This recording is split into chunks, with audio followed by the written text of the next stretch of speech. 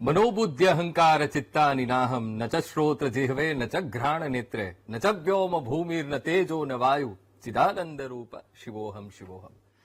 હવે જ્યારે આત્માષ્ટકમથી નિર્વાણાષ્ટકમથી આપણે શરૂઆત કરવા જઈ રહ્યા છીએ રાઉન્ડ ધ ટેબલની, તો દર્શક મિત્રો તમને ખબર પડી જ ગઈ હશે કે આજે આપણે કયા વિષય ઉપર જવું છે। જી હા, આજે આધ્યાત્મની વાત કરવી છે, આજે ધર્મની વાત કરવી છે। આજની જે પરિસ્થિતિઓ છે એ પરિસ્થિતિમાં ધર્મ તમને કેવી રીતે જીવાડે, કેવી રીતે તમને શક્તિ આપે, એની આજે ચર્ચા કરવી છે। તમે ખટપટમાં પણ ઝટપટ રામને કેવી રીતે પામી શકો એની પણ આજે વાત કરવી છે।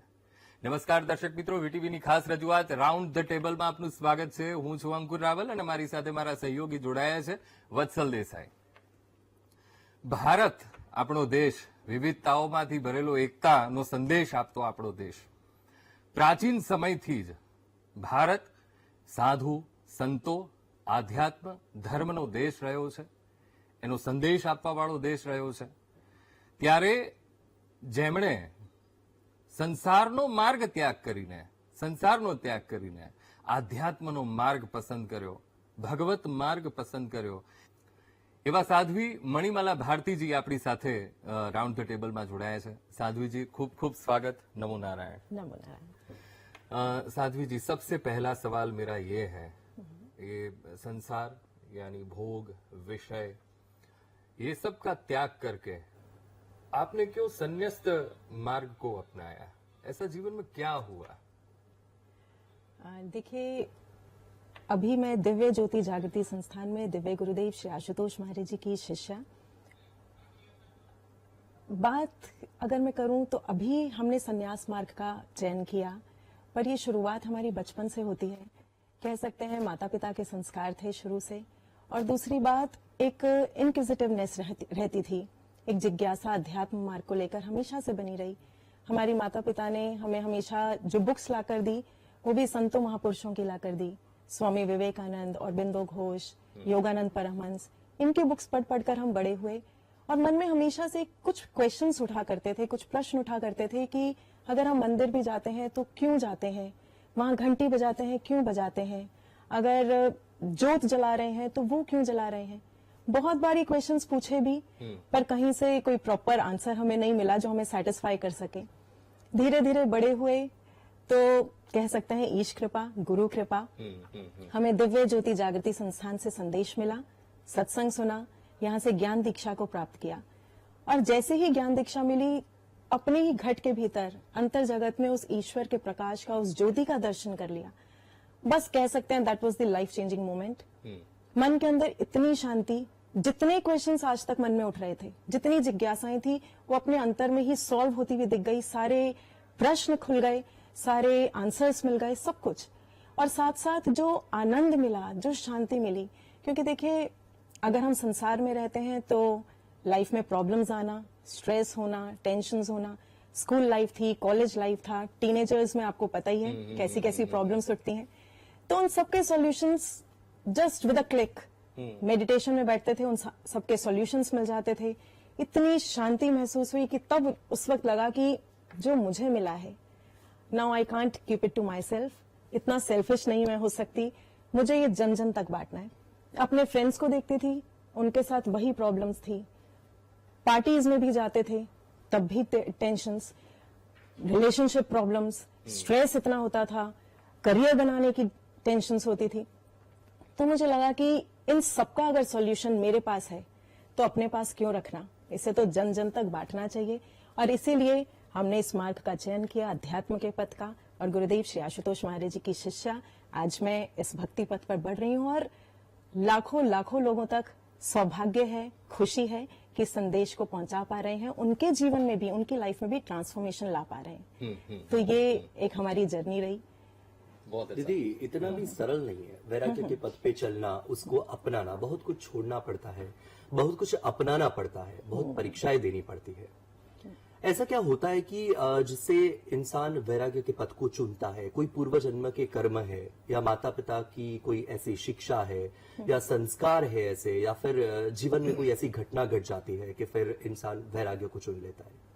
नहीं, देखिए, वैराग्य को चुनना ये पूर्व जन्मों के संस्कार तो मैं कहूंगी, ये तो होते ही हैं, क्योंकि हमने जैसे कहा माता पिता के संस्कार बचपन से थे और पूर्व जन्मों का भी कोई ना कोई ऐसा शुभ संस्कार रहा होगा जिसके कारण हम इस पथ पर आए, इस मार्ग पर बढ़े। पर साथ ही साथ कह सकते हैं कि जब कोई बहुत बड़ी चीज मिल जाती है ना, तो छोटी चीज अपने आप छूट जाती है। अगर आप किसी को कहें कि आप अपनी झोपड़ी छोड़ दो, वो कहेगा नहीं, मेरे पास तो यही झोपड़ी है, इसी में मुझे रहना है, वरना मैं रहूंगा कहाँ। पर आप उसको एक बहुत बड़ा सा महल बनाकर दे दो, आपको कहना नहीं पड़ेगा झोपड़ी छोड़ दे, वो अपने आप अपना सामान उठाएगा और महल की तरफ बढ़ जाएगा, है ना। तो ऐसे ही हमें अध्यात्म एक बहुत वास्ट कॉन्सेप्ट लगा, जिसमें सुख है, जिसमें आनंद है। हमने संसार में रहकर भी देखा है और आज भी हमारी इंटरेक्शन संसारिक लोगों के साथ बहुत है। Worldly people, they are full of problems. तो ऐसे में अगर हमारे पास सॉल्यूशन है तो why not to give it to them, है ना। तो इसलिए हमने ये मार्ग चुना, क्योंकि हमें बहुत ऊंचा कुछ मिल गया था और वो हम संसार तक बांटना चाहते थे। दीदी, आज के समय की हम बात करें, सबके अपने अपने प्रश्न हैं और किन्हीं लोग को ही जवाब उसके मिलते होते हैं। ज्यादातर लोग ऐसे हैं कि भटकन में जी रहे हैं। तो आपके हिसाब से धर्म क्या है? आपके हिसाब से आध्यात्म क्या है? बहुत बढ़िया अंकुर जी। धर्म आजकल एक बहुत मिसकॉन्सेप्शंस चल गई हैं, जिसकी वजह से बहुत लड़ाइयां भी हो रही हैं, झगड़े भी हो रहे हैं, हम बड़े। मुझे एक बहुत सुंदर एक बात याद आती है। स्वामी विवेकानंद के समय की बात है। वो कहीं से होकर गुजर रहे थे, सामने देखा बहुत भीड़ है और दो ग्रुप्स बने हुए हैं जिनमें बहुत लड़ाइयां हो रही हैं। पास जाकर पता चला एक शैव ग्रुप है, एक वैष्णव ग्रुप है। दोनों में लड़ाइयां हैं कि मेरा शिव बड़े हैं और वो कह रहे हैं मेरे विष्णु बड़े हैं, मेरे नारायण बड़े हैं। विवेकानंद बहुत देर तक सुनते रहे, क्या बात चल रही है। एंड में उनके पास गए और जाकर शैव वालों से कहा कि आपने कभी अपने शिव को देखा है? उन्होंने कहा नहीं देखा। फिर वैष्णव वालों के पास गए, जाकर पूछा आपने अपने विष्णु को देखा है? उनका नहीं, हमने नहीं देखा। तब विवेकानंद ने बड़ा सुंदर एक बात कही थी। उन्होंने कहा, my dear, fruits have fallen into the ditch and you are fighting over the baskets. जो धर्म का आधार है, जो मूल है, वो तो आपने छोड़ दिया और आप सिर्फ संप्रदायों में, सेक्ट्स में लड़ाइयां झगड़े हो रहे हैं आज, है ना। तो धर्म क्या है आज? अगर हम इसे बात को समझ जाएं, धर्म संस्कृत के ध्री धातु से निकला है, जिसका अर्थ होता है धारण करना। किसे धारण करना? धारण करने के लिए सिर्फ वो ईश्वर है, वो परमात्मा है। उसको देख लेना, उसका दर्शन कर लेना, उसका अपने अंतर में साक्षात्कार कर लेना, वो धर्म है। ईश्वर का दर्शन। आप दिव्य ज्योति जागृति संस्थान का अगर मैं आपको कहूं, जो मूल कॉन्सेप्ट है, जो हमारी यूएसपी है, वो है ब्रह्म ज्ञान। और ब्रह्म ज्ञान ईश्वर दर्शन पर बेस्ड है। हम आज ईश्वर की बहुत सारी बातें करते हैं, बहुत उसको मानते हैं। अगर हम आपसे कहें आप ईश्वर को मानते हैं, आप कहेंगे हाँ, पर क्या आप ईश्वर को जानते हैं? एक बहुत सटल डिफरेंस है। देखिए, मानने और जानने में बहुत सटल डिफरेंस। अभी तक आप से हमारी कोई इंटरेक्शन नहीं हुई थी, कोई आपको आकर कहता कि ऐसे ऐसे साध्वी जी हैं, ऐसे ऐसे सत्संग करते हैं, आप कहेंगे ठीक है मान लेते हैं। पर आज हमारी बात हो गई आपसे, तो अब अगर आपसे कोई आकर बोलेगा हाँ हम जानते हैं उन्हें, हमारी बात हुई थी, अब आप ये नहीं कहेंगे हम मानते हैं, है ना।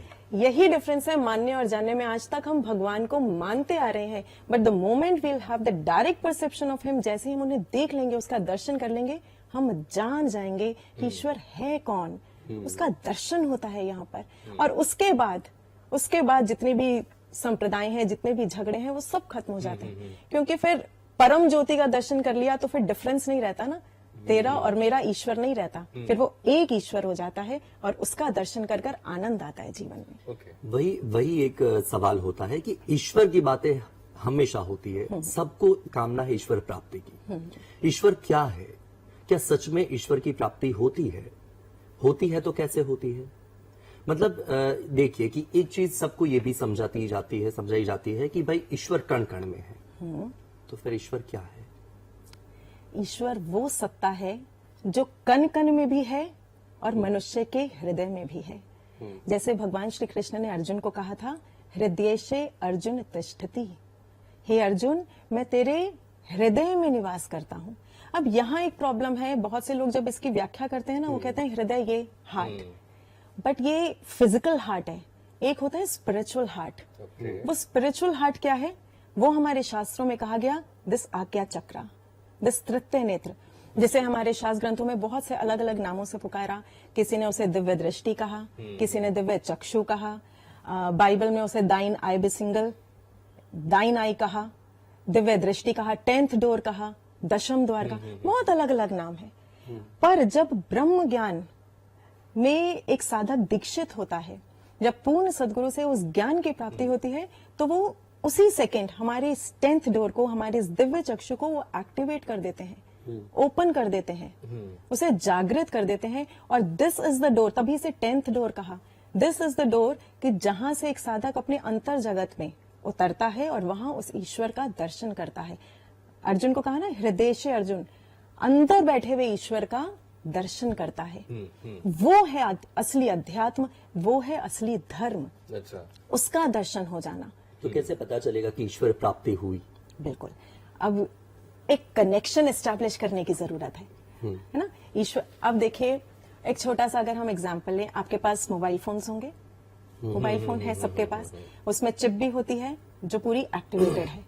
सपोज करते हैं कि हमारी चिप एक्टिवेटेड नहीं है, तो अब आप उस मोबाइल फोन को यूज करेंगे, तो उस मोबाइल फोन में आप सब कुछ यूज कर सकते हैं। आप कैलेंडर यूज कर सकते हैं, आप गेम्स खेल सकते हैं, आप फ्लैशलाइट यूज कर सकते हैं, उसकी सारी एप्लीकेशंस आप यूज कर सकते हैं। पर अगर आपकी चिप एक्टिवेटेड नहीं है तो कनेक्शन नहीं बन कनेक्शन नहीं होगा, कॉल नहीं हो पाएगी, जिससे आप कनेक्ट होना चाहते हैं वो नहीं हो पाएगा। सेम इसी तरह ये हमारी ह्यूमन बॉडी जो है ना, वो एक मोबाइल फोन की तरह। उसको समझाने के लिए भी एक शख्सियत की आवश्यकता होती है। बिल्कुल, यहाँ पर रोल आता है एक परफेक्ट मास्टर का, एक गुरु का।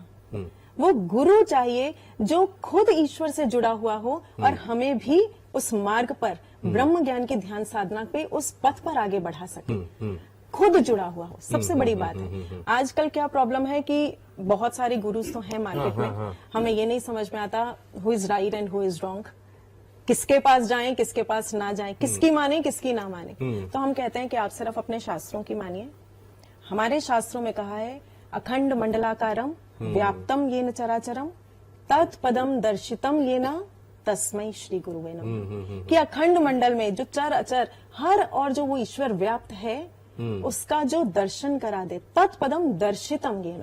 बहुत सिंपल और बहुत क्लियर कट के पूर्ण सदगुरु की कसौटी हमारे सामने रख दी गई कि जो उसका दर्शन करा दे और आपको आपके अंतर जगत में उतार दे, तस्मै श्री गुरुवे नमः।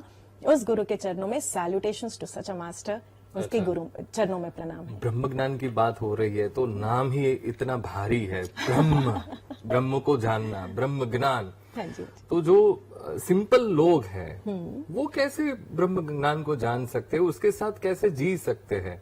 अगर हम संसारी की बात करें, संसार में भी रहना भी है, रिस्पॉन्सिबिलिटी दी हुई है, तो उसको भी निभाना है, तो कैसे ब्रह्म ज्ञान के साथ कैसे? देखिए, ब्रह्म ज्ञान, अगर जैसे आपने कहा बहुत भारी भरकम नाम लगता है, पर ये कॉन्सेप्ट भारी भरकम नहीं है। हमारे शास्त्रों में ब्रह्म ज्ञान की जो डेफिनेशन दी, अगर आप इस वर्ड को ही थोड़ा सा डिवाइड करें, ब्रह्म प्लस ज्ञान। ब्रह्म क्या है? ईश्वर, वो परम सत्ता, द सुप्रीम कॉन्शियसनेस। हम अवतारों की बात नहीं कर रहे, राम कृष्ण अवतार हुए हैं, जो सुप्रीम कॉन्शियसनेस है, जो ब्रह्म सत्ता है वो।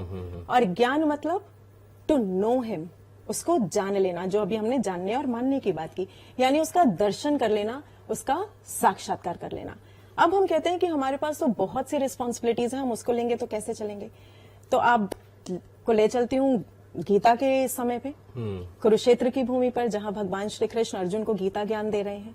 तो वहां देखिए, अर्जुन अपनी लाइफ के प्राइम पॉइंट पर खड़ा है। जिंदगी भर उसने मेहनत की है, शस्त्रों को इकट्ठा किया है, अभ्यास किया है। क्यों? कि कभी कौरवों के साथ युद्ध होगा तो मुझे वो युद्ध लड़ना है ना।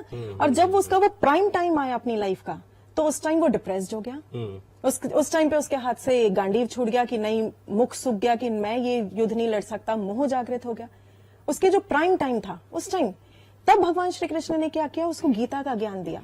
13-14 चैप्टर्स तक उसे गीता का ज्ञान, उसे काउंसलिंग कर रहे हैं, उसे समझा रहे हैं, नहीं ये सही है, ये गलत है, ऐसा मत कर, वैसा मत कर, बहुत। पर नहीं माना, नहीं समझ आई। तब भगवान श्री कृष्ण ने क्या किया? दिव्यम ददामी ते चक्षु पश्चिमे योगमेश्वरम, मैं तुझे वो दिव्य दृष्टि प्रदान करता हूं तू मेरे योगेश्वर। और उस वक्त उसे विराट स्वरूप का दर्शन कराया, कहीं बाहर नहीं, उसके अंतर में। उसे वो ब्रह्म ज्ञान प्रदान कर दिया। पर अब ये ज्ञान मिलने के बाद नेक्स्ट लाइन में वो उसे क्या कहते हैं? वो ये नहीं कहते कि सब कुछ छोड़, अब ये सारी रिस्पॉन्सिबिलिटी जो तेरा युद्ध का मैदान है, क्षेत्र है, इसको छोड़ दे और कंदराओं में चला जा, पहाड़ों में चला जा। नहीं, उसे नेक्स्ट लाइन में क्या कहते हैं? माम नु स्मर युद्ध चा, कि अर्जुन तो मेरा सुमिरन भी कर और साथ साथ युद्ध भी कर। तो हमारे साथ भी यही है, यही सूत्र, यही मंत्र हमारी लाइफ में भी फॉलो होता है। बिकॉज जैसा मैंने आपको पहले भी कहा था, वी ऑल आर मॉडर्न अर्जुन्स। हमारी भी अपनी अपनी बैटल्स हैं, हमारी भी अपने अपने क्षेत्र हैं लड़ाई के, जहां हम युद्ध स्तर पर काम कर रहे हैं। तो हमारा भी यही मंत्र है कि उस ईश्वर का नाम भजते हुए, उसको स्मरण करते हुए, उसका दर्शन करते हुए, अपने अंतर में ब्रह्म ज्ञान की ध्यान साधना के थ्रू उसका दर्शन करते हुए हम भी अपने बैटल्स को लड़े। દર્શક મિત્રો, રાઉન્ડ ધ ટેબલમાં આપનું સ્વાગત છે। આધ્યાત્મની ચર્ચાને આગળ વધારીએ। માતાજી, कई लोग अपनी आध्यात्मिक भूख को संतोषने के लिए तीर्थ क्षेत्र में जाते हैं, कोई आश्रम में जाते हैं, कोई कहीं तीर्थ स्थलों पे घूमते रहते हैं, जाते हैं। तो क्या संसार में रहकर ईश्वर की प्राप्ति हो सकती है? और जो मैंने बोला तीर्थ स्थलों में जो आत्मिक शांति जो होनी चाहिए, जो मिलनी चाहिए, वो मिलती है? देखिए, तीर्थ स्थलों की अगर मैं बात करूं तो वहां पर vibrations, positive vibrations, spiritual vibrations no doubt होती हैं। क्यों होती हैं? क्योंकि वो कहीं ना कहीं हमारे संतों महापुरुषों की साधना स्थलियां रही हैं। वहां उन्होंने सालों साल, वर्षों वर्ष साधनाएं की हैं और उसके जो स्पिरिचुअल ऑरा है वो अभी भी वहां पर है, जो हमें जब हम वहां पे विजिट करते हैं, जाते हैं, तो वो कहीं ना कहीं हमें टच करता है, हमारे ऑरा को भी पॉजिटिवाइज करता है। पर वो जो ऑरा है वो परमानेंट नहीं रह पाता, है ना। आप जितनी देर वहां पर हैं उतनी देर आपको अच्छा लग रहा है, आपके मन को शांति मिल रही है। The moment you will return back to your work place, फिर से वही प्रॉब्लम्स, फिर से वही वर्कलोड, फिर से वही स्ट्रेस। उसके साथ कैसे जीना चाहिए? उसके साथ जीने का यही एक सूत्र है, ब्रह्म ज्ञान की ध्यान साधना। अच्छा। यही एक सूत्र है। मैं आपको बताती हूँ, हम जितने भी कॉर्पोरेट्स के बीच में जाते हैं, हम एमएनसीज में जाते हैं, वहां जितने भी हम कॉर्पोरेट से बात करते हैं, एक प्रॉब्लम उनके अंदर सब में है। वर्कलोड बहुत है, स्ट्रेस बहुत है, टॉक्सिक एनवायरनमेंट है, टॉक्सिक बॉस है, टॉक्सिक कोलीग्स हैं। इन सब के साथ कैसे करें? और जब हम जाते हैं उनके साथ, यूथ के बीच में जाते हैं, तो वो सोचते हैं कि अब शांति कहाँ से मिलेगी? चलो बहुत अच्छी जॉब पे, बहुत अच्छी पोस्ट पर पहुंच जाऊं, वहां जाकर मिलेगी। बहुत मेहनत करते हैं दिन रात, वहां पहुंच जाते हैं, नहीं अभी भी नहीं मिली। चलिए मेरा 30 LPA 40 LPA का थोड़ा सा होगा, तब होगा, मेरा बैंक बैलेंस अच्छा हो। फिर मेहनत, फिर भी नहीं मिली। अच्छा तो चलो फिर पार्टीज अटेंड करते हैं, क्लब्स में जाते हैं, वहां भी। पर हमने जब उनसे पूछा कि क्या उसके बाद भी मन शांत हो गया, तो कहते हैं नहीं, पता नहीं, घर आकर भी लगता है व्हाट नेक्स्ट, ये तो कर लिया, अब क्या करें? अब क्या? अभी भी एक जो सेटिस्फैक्शन मैं खोज रहा हूं वो मुझे नहीं मिल रही। तब हम उन्हें इस ज्ञान के बारे में बताते हैं। और क्योंकि देखिए, एक्चुअली खोज ही गलत है, वो बाहर संसार में खोज रहे हैं ना। मुझे एक बहुत सुंदर बात याद आ रही है संत रबिया की। संत रबिया क्या था, एक दिन क्योंकि लोगों को समझाना है, उन्होंने एक छोटी सी बात करी। अपने वेरेंडा में थी, कुटिया से बाहर, वहां कुछ खोज रही थी। एक व्यक्ति आया, उसने कहा माँ क्या ढूंढ रही हो? मैंने कहा मेरी सुई खो गई है, वो ढूंढ रही हूँ। कहते अच्छा चलो, आपको मुश्किल है, मैं भी हेल्प कर देता हूँ। वो भी साथ साथ खोजने लगा। दूसरा व्यक्ति आया, क्या खोज रहे हो? सुई खोज रहे हो, वो भी हेल्प। ऐसे 4-5 लोग खोज रहे हैं। उनमें से एक को लगा कि ये तो पूछूं सुई गिरी कहाँ थी, है ना। तो उन्होंने रबिया से जाकर पूछा, माँ सुई गिरी कहाँ थी? तो उन्होंने कहा बेटा वो तो मेरी कुटिया के अंदर गिरी थी। तो सबने सिर पर हाथ मारा, कुटिया के अंदर सुई गिरी थी तो बाहर क्यों खोज रही हो? बाहर खोजोगी तो मिलेगी कैसे? आज हमारे साथ भी यही प्रॉब्लम है। हम सुख चाहते हैं, सेटिस्फैक्शन चाहते हैं, वो पीस, वो शांति चाहते हैं, हमारा माइंड रिलैक्स हो जाए, पर हम उसकी शांति को बाहर खोज रहे हैं, संसार में, डिस्कोथेक्स पे, पार्टीज में, LPAs में, बैंक बैलेंस में। नहीं मिल रहा। Solution is move with in. अंतर में उतरो। जो सोर्स है एनर्जी का, जो सोर्स है हैप्पीनेस का, जो सोर्स है ब्लिस का, वहां है ईश्वर और वहां है सोर्स। वहां से जैसे ही आप कनेक्ट होगे, you will get that peace. Simple mantra. तो मन की बात कर रहे हैं तो मन बहुत ही चंचल है। बिल्कुल। मतलब कहीं भी अभी हम यहाँ बैठे हैं, यहाँ बैठे बैठे मैं अभी कहीं भी घूम के आया अभी। मतलब चीज ये है कि मन चंचल है तो मन को शांत कैसे करें। अभी आपने ध्यान मेडिटेशन की बात की, पर चलो ध्यान मेडिटेशन करने जाए तब भी मन केंद्रित नहीं रहता है, तब भी मन चंचल है, कहीं और चलता रहता है, दिमाग में कुछ और चीजें चल रही है, कुछ सोचते रहते हैं। तो फिर ऐसी स्थिति में क्या करें फिर? ये आज की जनरेशन का भी प्रश्न है। बिल्कुल, बहुत रेलेवेंट क्वेश्चन पूछा आपने। देखिए, मन बहुत ज्यादा चंचल है, पर इस चंचल मन को बांधने का एक फॉर्मूला भी है, एक टेक्निक भी है। अगर हम बात करें मंकी माइंड, सब कहते हैं ना, पर उसे मंक बनाया जाता है कैसे? एक छोटी सी, चलिए आपके साथ एक क्वेश्चन पूछ लेती हूँ। अगर मैं आपसे पूछूं आपके घर में कितनी विंडोज है? 10 सेकेंड्स ले लीजिए। 10 सेकेंड्स ले सकते हैं आप। हो गया? कितनी है? 5। आपकी? 6। अब जरा ये विंडोज जो काउंट की हुई थी वो पहले से की हुई थी या अभी करी? नहीं, अभी करिए। अभी ना? सिंपल। यानी आपके अंदर कोई था जो निकल कर गया, जो उसको कोई ट्रैफिक जाम नहीं मिला, कोई अहमदाबाद की सड़कों पे कोई ट्रैफिक नहीं मिला, फटाफट गया, आपका मेन डोर खोला, सीधा फर्स्ट रूम में गया, विंडोज काउंट की, सेकंड रूम में गया, विंडोज काउंट की, सब कुछ कर आकर वापस वो भागता हुआ आया, आपके अंदर आकर बैठ गया और आकर कहा 6 विंडोज, 5 विंडोज, है ना? ये जो भाग कर गया और भाग कर वापस आया, ये कौन है? ये है मन। तो यानी हमने ये तो एक्सप्लेन कर ही दिया कि ये चंचलता है, 1 सेकेंड में जाता है, और ये तो अभी तक घर ही तक गया, ऑल ओवर वर्ल्ड कहीं भी जा सकता है। ये चंचल मन है, पर इसको बांधने का फॉर्मूला मारे जी कहा करते हैं, गुरुदेव श्री आशुतोष मारे जी। श्री मारे जी अक्सर एक वाटर साइकिल का एग्जाम्पल देते हैं। देखिए, जैसे मन का स्वभाव हम सब जानते हैं, नीचे की ओर गिरना है। पानी का स्वभाव से लेते हैं, पानी का स्वभाव नीचे। अब यहां से अगर हम एक गिलास पानी गिराएं, वो नीचे जाएगा, उसका टेंडेंसी है नीचे जाने की। पर अगर अब उसी पानी को हम किसी हीट के ऊपर रख दें, गैस के ऊपर रख दें, तो क्या होगा? वही पानी वेपर्स बनकर उड़ना शुरू हो जाएगा, ऊपर की ओर जाना शुरू हो जाएगा। मींस जो नीचे की ओर गिर रहा था उसे यू टर्न मिलेगा और वो ऊपर की ओर बढ़ने लगेगा, है ना? ठीक है, हमारे माइंड के साथ है।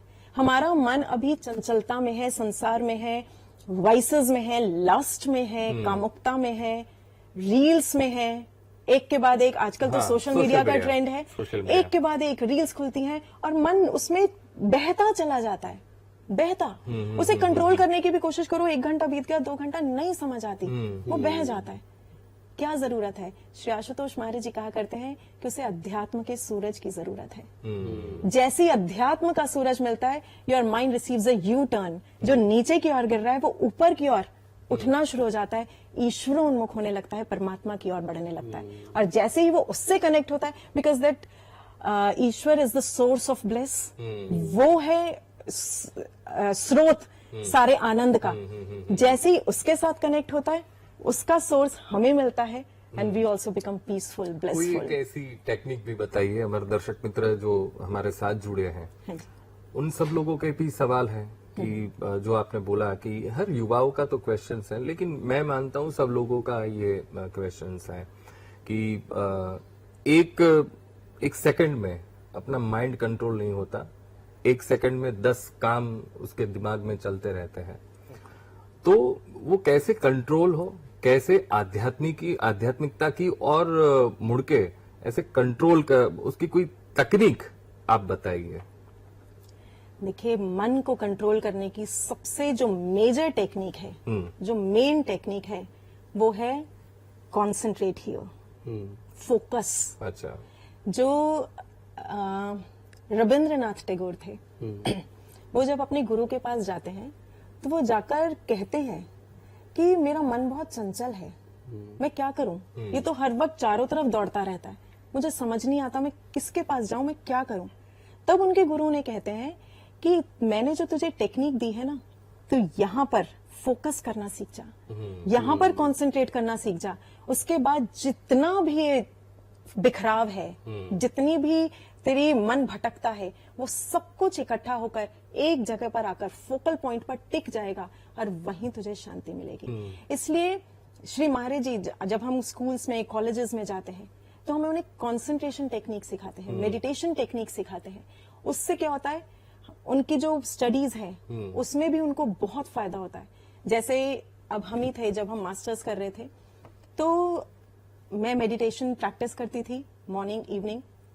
तो जो कॉन्सेप्ट्स लोगों को, मेरे साथ वाले बच्चों को, स्टूडेंट्स को समझने में 2 घंटे 3 घंटे लग जाते थे, जो क्वेरीज सॉल्व करने में 2-2 घंटे लग जाते थे, वो आसानी से 1 घंटे में, आधे घंटे में हो जाती थी। तो ये कंसंट्रेशन का, ये मेडिटेशन का फायदा है, ये लाभ है कि जब आप कंसंट्रेट, फोकस यहाँ पर करना सीख जाते हो, तब आपके डेली लाइफ में भी जितनी प्रॉब्लम्स है वो भी सॉल्व। यूथ में सबसे ज्यादा प्रॉब्लम है कि हम फोकस नहीं कर पाते, हमारा मन बहुत भटकता है। तो उसके लिए meditation is the best technique, ब्रह्म ज्ञान meditation is the best technique. यहाँ फोकस करना आ जाएगा, लाइफ में हर चीज पर फोकस करना आ जाएगा। अच्छा, एक सवाल ये भी है कि आपको भी पता ही है कि आजकल ना कई सारे से ढोंगी लोग हैं जो आध्यात्म की दुकान खोल के बैठ गए। मैं तो बोलूंगा कि दुकान नहीं, पूरा मतलब सुपर मॉल खोल के बैठे हैं।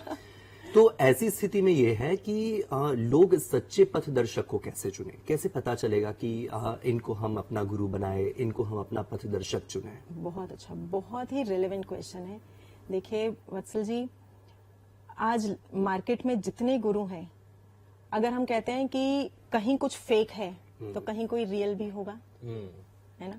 जैसे एक सिंपल सा एग्जांपल श्री महाराज जी हमें दिया करते हैं कि आपको कभी 400 का नोट नकली मिला है?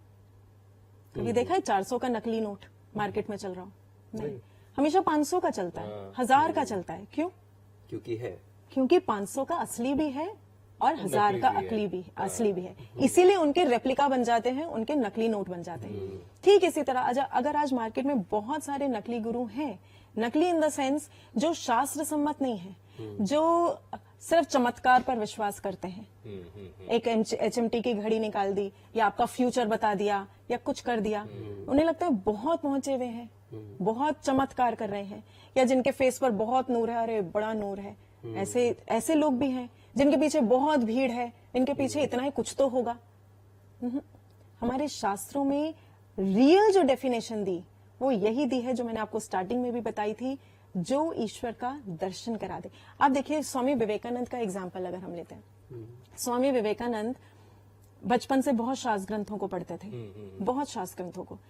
तब उनके अंदर, जब उन्होंने पढ़ा तो उनके अंदर एक जिज्ञासा उठी, एक इंक्विजिटिवनेस उठी कि वाणियों में तो लिखा है कि ईश्वर का दर्शन होता है, वेदाहम एतम पुरखम महांतम आदित्य वर्णम तमसा, कि मैं उस महान पुरुष को जानता हूं जो आदित्य के समान प्रकाशमान है, मैंने उसका दर्शन किया है।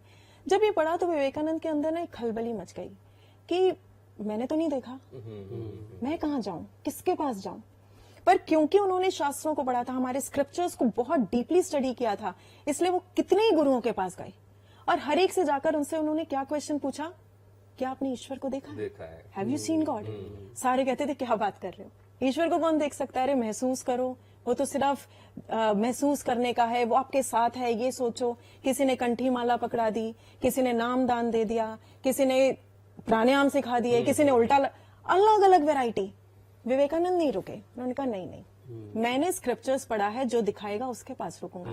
बहुत समय बीत गया, लास्ट में वो पहुंचे उस समय के पूर्ण गुरु रामकृष्ण परमहंस जी के पास, और वहां जाकर उन्होंने उनसे भी यही क्वेश्चन पूछा। इतने वर्षों से, इतने सालों से लोगों से जो पूछते आ रहे थे, वही question, have you seen God? Ramakrishna ने गरजते हुए कहा, यस आई हैव, हाँ मैंने देखा है। एक झटका लगा, ऐसा कैसे? मैंने तो इतने लोगों से पूछा, आज तक तो किसी ने नहीं कहा मैंने देखा। उन्होंने नेक्स्ट क्वेश्चन कर दिया, व्हाट्स द प्रूफ?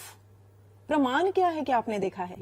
बहुत सुंदर कहते हैं रामकृष्ण परमहंस, प्रत्यक्षम किम प्रमाणम, तू खुद देख ले, उसके बाद तुझे किसी प्रमाण की आवश्यकता, किसी प्रूफ की आवश्यकता नहीं पड़ेगी। और उसी वक्त कहते हैं कि रामकृष्ण परमहंस ने विवेकानंद को ब्रह्म ज्ञान की दीक्षा दी, and then Vivekananda, when he got initiated, he saw that supreme light, that divine light within his own inner self, अपने अंतर में। और फिर आपको याद होगा, भारत का वो युवा सन्यासी था, वर्ल्ड रिलीजियस पार्लियामेंट में गया शिकागो में, and he thundered aloud. What he said? If there is God, we must see him. If there is soul, we must perceive it. Otherwise, it is better to be an atheist than a hypocrite. कि अगर ईश्वर है तो उसका दर्शन होना चाहिए, वरना आपकी भक्ति का, आपके ये ढोंगी और पाखंडी होने से फायदा नहीं होगा। ये हम नहीं कह रहे, विवेकानंद के शब्द थे, क्योंकि उन्होंने देख लिया था।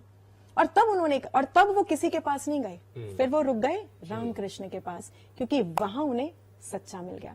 तो यही एक कसौटी है, किसी के पास मत भटके, जो दिखा दे ही इज द पूर्ण गुरु। ओके, तो दिव्य ज्योति जागरण संस्थान है, जागृति वो कैसे, हाँ जागृति संस्थान, वो कैसे अनुभूति करवाते हैं? बिल्कुल, हम देखिए, हम पूरी श्रद्धा के साथ और पूरे गर्व के साथ आपको भी और आपके व्यूअर्स को ये बताना चाहते हैं कि दिव्य ज्योति जागृति संस्थान में लाखों करोड़ों डिवोटीज हैं जिन्होंने इस ब्रह्म ज्ञान की दीक्षा को पाया है और अपने अंतर में गुरुदेव श्री आशुतोष महाराज जी की कृपा से उस ईश्वर का दर्शन किया है। They all are the living testimonies. आप कभी जाइए, उन्हें कवर कर कर देखिए, उनसे उनके एक्सपीरियंसेस पूछिए, वो आपको बताएंगे कि हाँ, मैंने अपने अंतर में ही भगवान शिव के दर्शन किए हैं, कृष्ण के दर्शन किए हैं, उस ज्योत के दर्शन किए हैं, माँ जगदम्बा, अलग अलग एक्सपीरियंसेस अंतर जगत में उन्होंने किए हैं। तो ये गुरु की दया है, कृपा है, उनकी इनिशिएशन प्रोसेस है, आप कह सकते हैं शक्तिपात है। जिस वक्त ये दिव्य दृष्टि गुरुदेव खोलते हैं, इनिशिएशन प्रोसेस क्या है, हम सबके पास ये थर्ड आई। आपने भगवान शिव का तृतीय नेत्र देखा है? ये कोई डेकोरेशन थोड़ी ना है, ये एक इशारा है, ये एक प्रतीक है, सिंबॉलिक है कि हम सबके पास वो दिव्य दृष्टि है, पर वो डोमेंट है। आजकल तो साइंस ने भी प्रूव किया है, जैसे वो पाइनियल ग्लैंड कहते हैं, है ना, साइंस कहती है पाइनियल ग्लैंड है, पर वो अंतर में है और वो डोमेंट स्टेट पर है। इस आज्ञा चक्र को जब गुरु ज्ञान देते हैं, वो उसे एक्टिवेट कर देते हैं, उसे खोल देते हैं। जागना, आप जैसे आपसे बात हो रही थी तो आपने कहा शक्तिपात हो जाता है। हमारे जितने भी चक्रास हैं, एक एक कर कर नहीं, डायरेक्ट इस आज्ञा चक्र का भेदन होता है, एक्टिवेशन होता है और साधक अपने अंदर उसका दर्शन करता है। तो ये है ब्रह्म ज्ञान की प्रक्रिया जो दिव्य ज्योति जागृति संस्थान में दिव्य गुरुदेव श्री आशुतोष महाराज जी की दया से लाखों करोड़ों शिष्यों को, डिवोटीज को दी गई है और वो अपने अंतर में अपनी लाइफ में ट्रांसफॉर्मेशन रियलाइज कर रहे हैं, एक्सपीरियंस कर रहे हैं। તો દર્શક મિત્રો, સમય છે એક વિરામનો। આધ્યાત્મની ચર્ચાઓ આમાં ચાલુ રહેશે। રોકાઈએ છીએ એક ब्रेक માટે।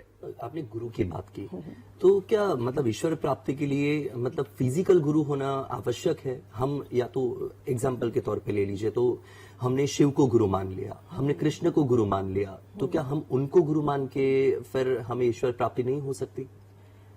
मैं बहुत सुंदर एग्जाम्पल से आपको बताना चाहती हूँ, मीराबाई का एग्जाम्पल, है ना।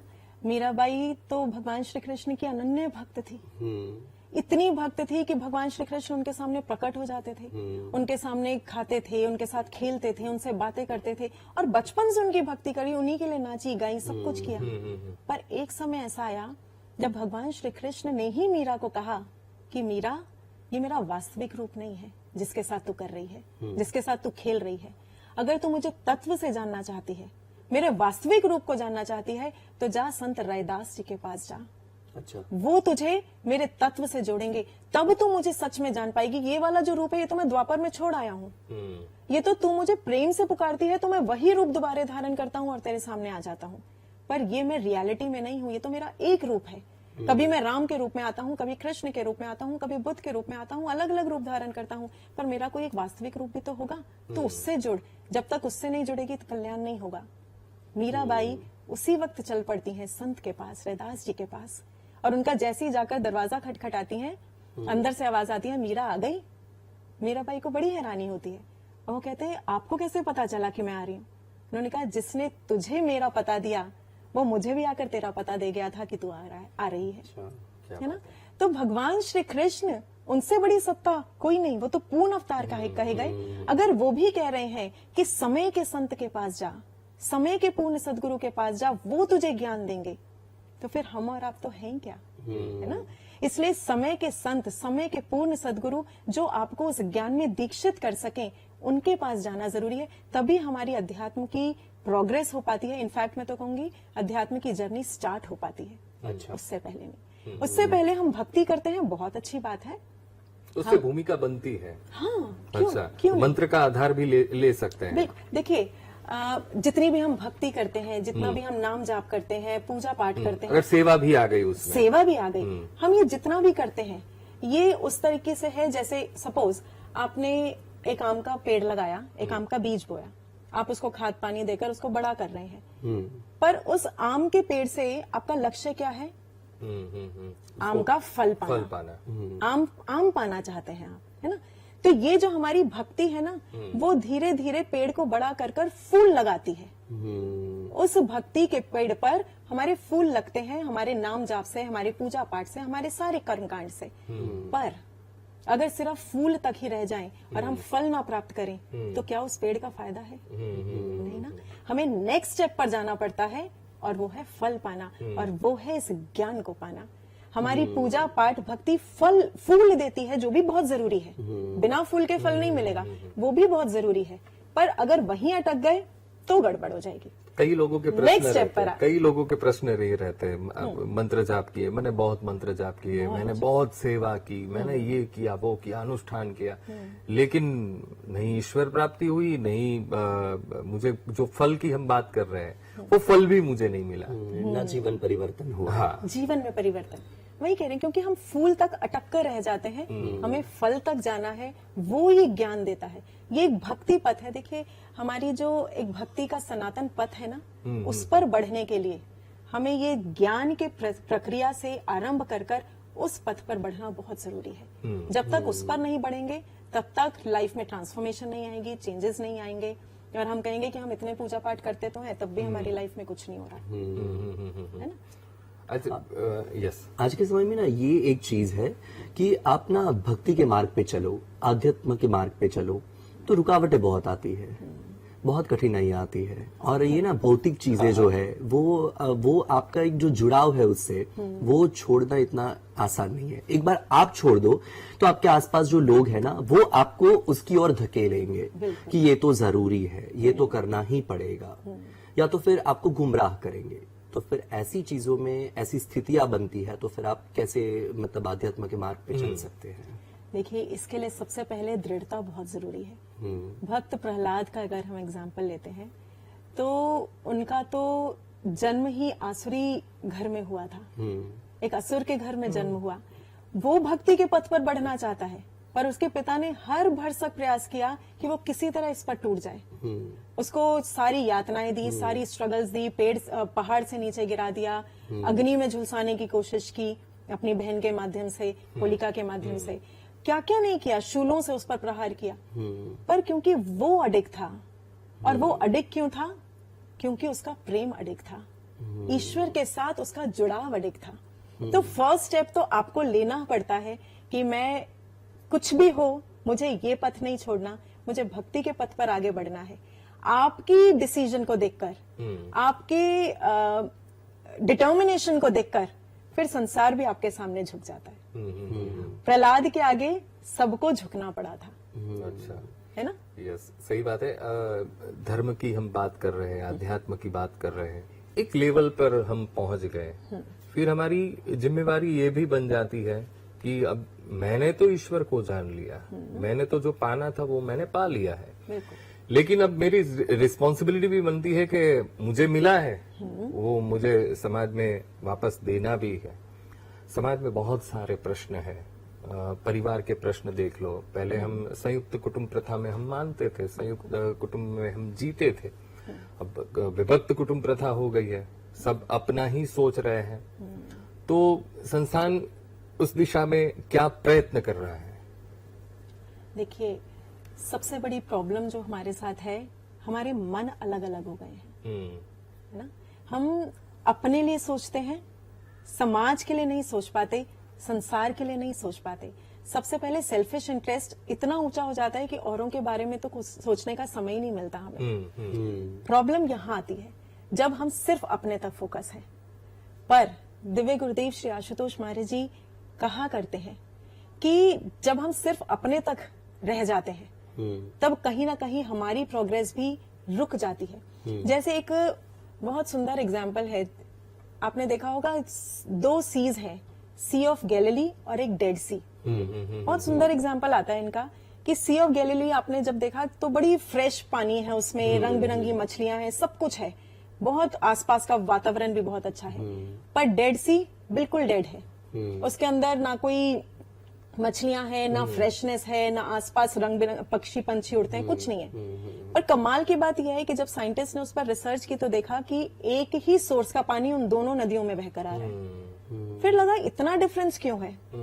बाद में पता चला कि इतना डिफरेंस इसलिए था कि सी ऑफ गैलिली पानी को लेती थी और आगे बांट देती थी, अच्छा। और जो डेड सी है वो पानी को लेती है और अपने तक इकट्ठा कर कर सीमित कर कर रख लेती है। इसलिए जो लेगा और आगे बांट देगा वो ही जिंदा कहलाएगा, पर जो लेकर बटोर कर अपने तक रख लेगा, he'll be termed as dead, वो मृत व्यक्ति ही होगा।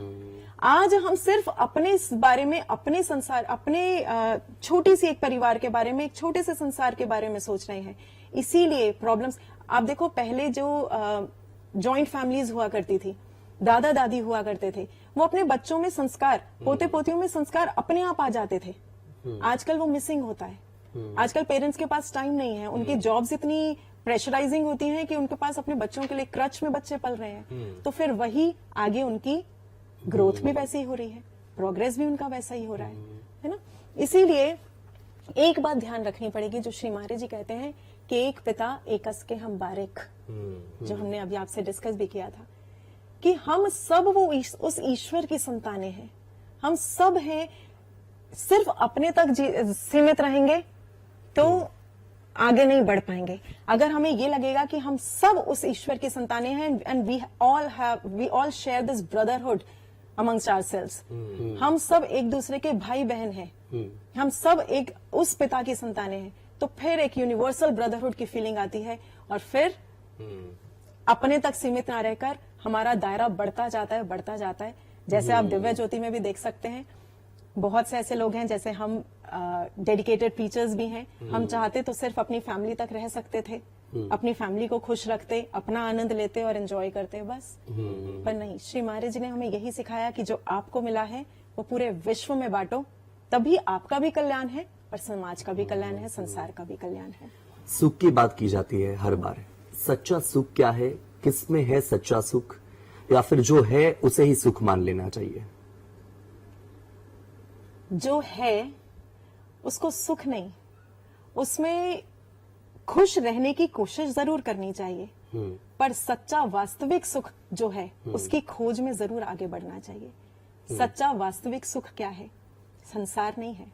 सच्चा वास्तविक सुख है उसके साथ जुड़ जाना, क्योंकि संसार जो उसके पास है वही देगा।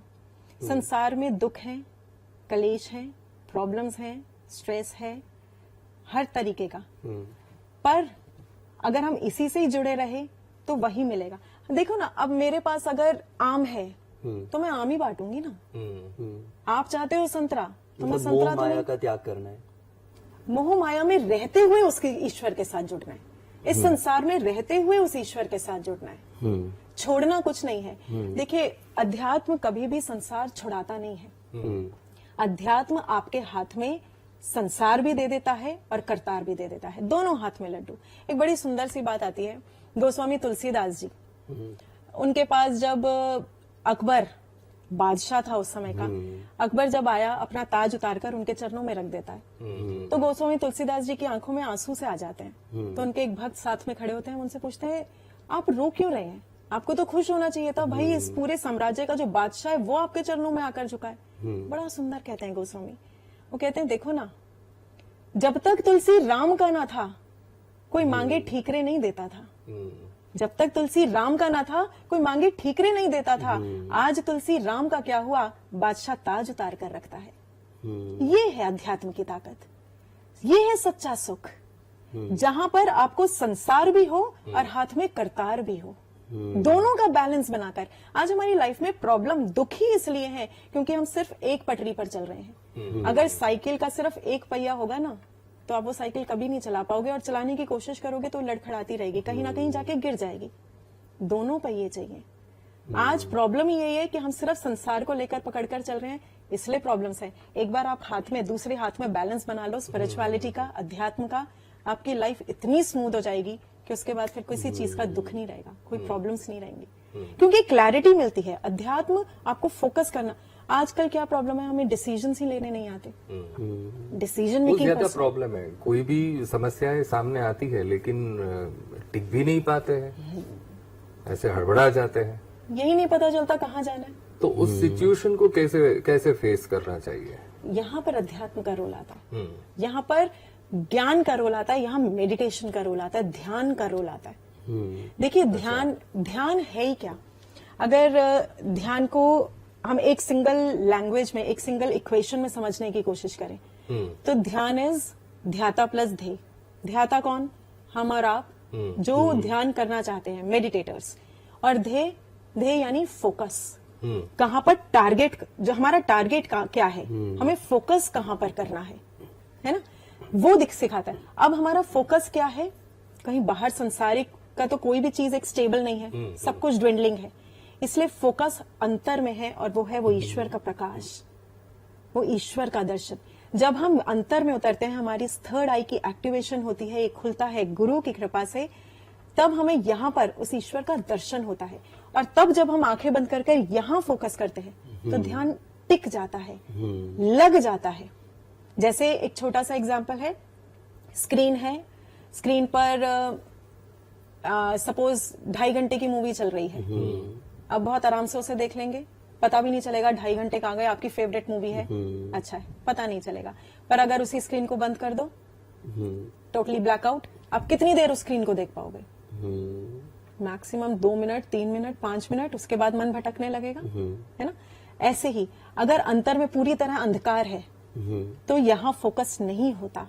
पर जैसे ही यहाँ उस ईश्वर का प्रकाश दिखने लगता है और दिव्य नजारे दिखने लगते हैं, ऐसे जो हमारे मन को आकर्षित करते हैं, अट्रैक्ट कर लेते हैं, हमारा मन यहाँ टिक जाता है, फोकस हो जाता है, तब हमारा ध्यान शुरू होता है। और जब यहाँ फोकस हो जाता है ना, तो फिर संसार में हर जगह फोकस होता है।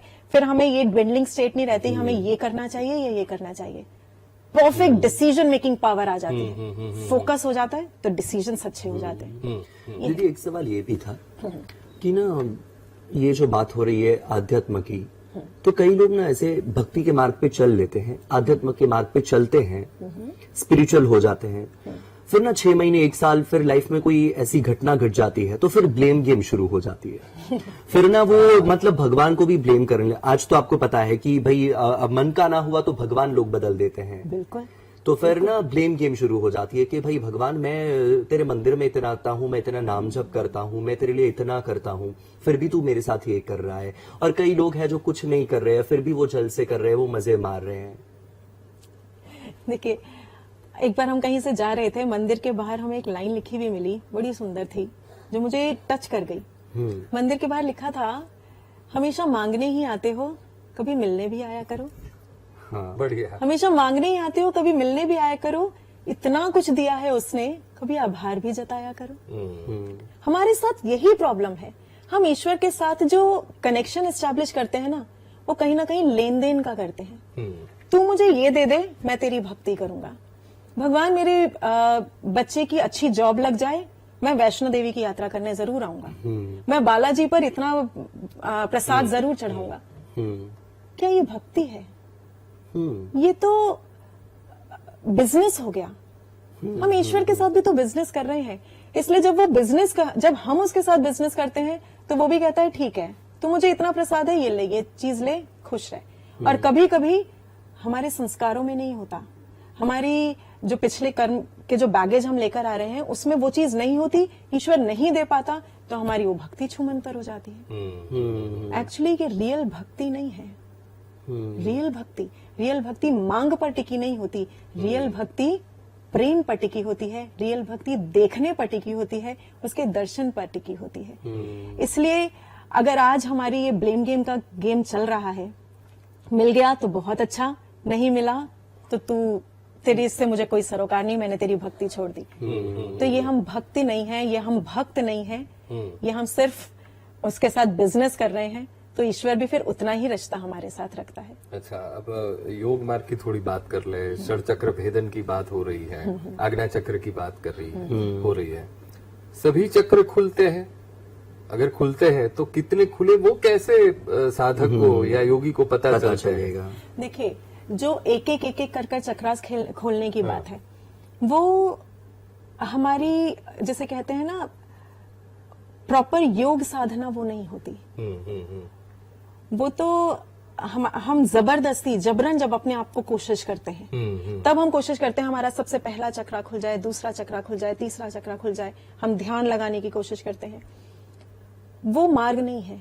जो रियल वास्तविक मार्ग है, जो हमारे शास्त्र सम्मत है, वो है सीधा इस आज्ञा चक्र का भेदन। अच्छा। और वो ब्रह्म ज्ञान की ध्यान साधना में सदगुरु सीधा इस आज्ञा चक्र का भेदन करते हैं। जैसे ही हमें इनिशिएट करते हैं, जैसे ही हमें ज्ञान मिलता है, तो ये चक्रा खुलता है। और हमें कैसे पता चला कि ये चक्रा खुल गया? दर्शन होता है। Because that is the seat of Lord. जिसे हमने कहा ना कि वो हृदय में बैठा है। हमारा स्पिरिचुअल हार्ट क्या है? वो है ये आज्ञा चक्र। जैसे ही ये खुलता है, हमें उस ईश्वर का, उसे, वो अपने सीट पर बैठा है, अपने थ्रोन पर बैठा है, हम उसे दर्शन करते हैं उसका, और बस हमें पता चलता है हमारा आज्ञा चक्र खुल गया। उसके बाद क्या होता है? उसके बाद जो हमारी आध्यात्मिक जर्नी होती है, वो यहां से लेकर सहस्रार तक की चली जाती है। ये सिर्फ इतना सा मार्ग रह जाता है ब्रह्म ज्ञान की ध्यान साधना के बाद। ये है इसकी इम्पोर्टेंस, जो हम कह सकते हैं ब्रह्म ज्ञान की इम्पोर्टेंस। तो अगर आप योग की बात करते हैं, ब्रह्म ज्ञान का योग वो सीधा आज्ञा चक्र का भेदन है, और उसके बाद सहस्रार चक्र की ध्यान साधना है, यात्रा है। ओके। साध्वी जी, आज के युवाओं को और हमारे दर्शकों को आप क्या संदेश देना चाहोगी? सबसे पहले तो मैं यही कहना चाहूंगी कि युवाओं में बहुत शक्ति है, बहुत ताकत है, बहुत एनर्जी है, बहुत पैशन है। वो बहुत कुछ कर सकते हैं। बस जरूरत है एक सही दिशा मिलने की, एक राइट डायरेक्शन अगर उन्हें मिल जाए। श्री महाराज जी बहुत सुंदर हमें एग्जाम्पल दिया करते हैं कि जैसे एक रॉकेट है, अगर उसे स्पेस में भेजना है तो दो चीजों की जरूरत है, एक फोर्स ऑफ थ्रस्ट और दूसरा angle of projection. Force of thrust आज के युवा में बहुत है, बहुत। अगर हम देखें, जिस भी काम में लग जाता है उसको पूरा कर देता है, पर एक राइट डायरेक्शन और मिल जाए उसे, अध्यात्म का पथ मिल जाए, ईश्वर का साथ अगर उसे और मिल जाए, तब अपने भारत को हम जगत गुरु बनाने से फिर कोई नहीं रोक सकता।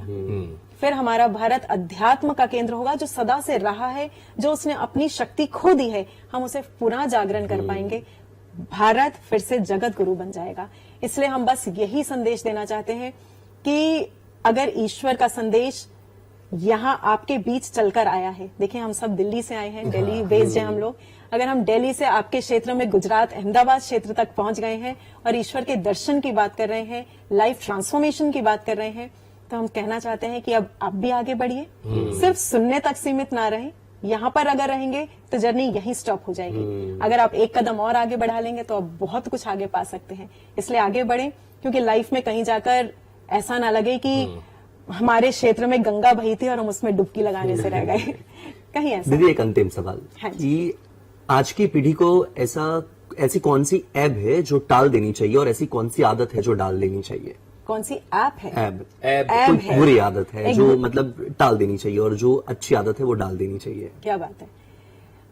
जो भी आपको आपके संस्कारों से दूर कर रहा हो उसे टाल दो।